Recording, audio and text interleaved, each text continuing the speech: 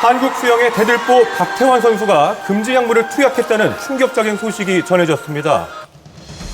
지난 10월 말 국제수영연맹에서 도핑 양성 반응 결과를 통보받은 것으로 알려진 건데요.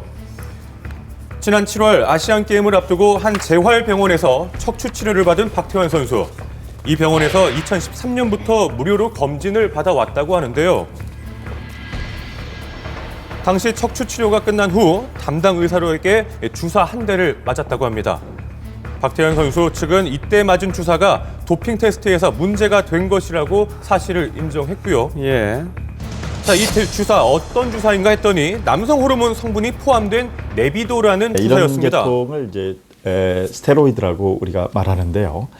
모든 스테로이드는 근력 강화 효과가 있기 때문에 비정상적으로 사용될 경우에는 타 선수와의 형평성의 문제가 많이 발생하겠습니다. 따라서 도핑에서 강력히 규제하고 있는 부정약물로 인정하고 있는데요.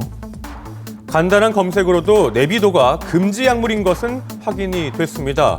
그렇다면 박태환 선수는 왜 이 주사를 맞은 걸까요? 소속사 측에서는 당시 문제가 없는 약물인 줄 알고 여러 차례 확인을 한 후에 또 주사를 맞은 것이다라고 밝혔는데요. 그렇다면 병원 측의 입장은 어떨까요? 병원장은 검찰 조사에서 박태환 선수에게 남성 호르몬이 들어있는 네비도 주사를 처방한 사실을 인정했는데 이 약물이 스포츠계에서 금지 약물인지는 몰랐다고 진술했습니다. 박태환 선수는 현재 병원장을 상해 혐의로 고소한 상황. 이럴 경우 병원 측에는 어떤 책임이 있을까요? 금지 약물이라 하더라도 실제로 박태환 선수에게 신체적 기능의 훼손, 즉 상해가 발생했느냐는 의문이거든요. 따라서 아무리 의사가 그 금지 약물 성분이 들어있다는 사실을 모르고 과실로 주사했다 하더라도 형법상의 업무상 과실치상죄로 처벌될 가능성이 얼마나 있느냐, 이 부분은 아직은 단정적으로 말하기 이르다. 자, 그런데 의문점이 하나 있습니다. 9월 초 아시안게임 직전에 실시한 도핑 검사에서 양성 판정을 받았던 박태환 선수. 이후 대회 기간 중에 받은 국내 도핑 검사에서는 음성 판정이 나온 것인데요. 대회 기간 중 3번의 도핑을 실시했고 그 3번 모두 박태환은 음성으로 나왔다는 거예요. 약 20일 차이로 실시됐던 두 도핑 검사에서 상반된 결과가 나온 건데요. 차이가 뭘까요? 어떻게 이런 게 나왔을까요? 7월에서 8월 사이라고 그랬잖아요. 복용한 시점이. 그러니까 그동안에 그 갭이 한 달 정도 갭이 생길 수가 있지 않습니까? 그러니까 그때 약물을 복용을 하더라도 주사를 맞더라도 이미 빠져나갈 수도 있죠. 그렇다면 이 도핑 검사는 어떻게 이루어지는 유명한 걸까요? 선수일수록 자주 검사가 이루어지고 있고요. 이건 일정한 그 시기가 알려져 있는 게 아니라 불시에 검문을 합니다.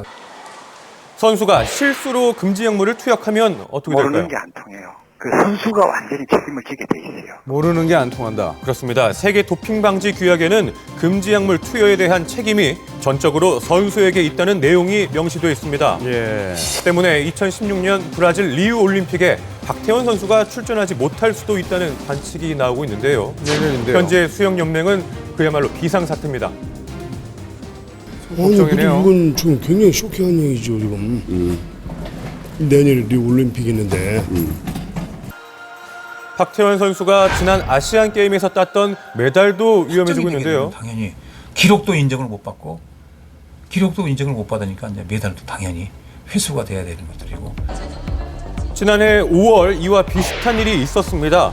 국가대표 수영선수 김지현 씨가 도핑 검사에서 양성 반응이 나오면서 2년간 선수 자격을 박탈당했었는데요. 당시에는 이 실수로 먹었던 감기약이 문제가 됐습니다.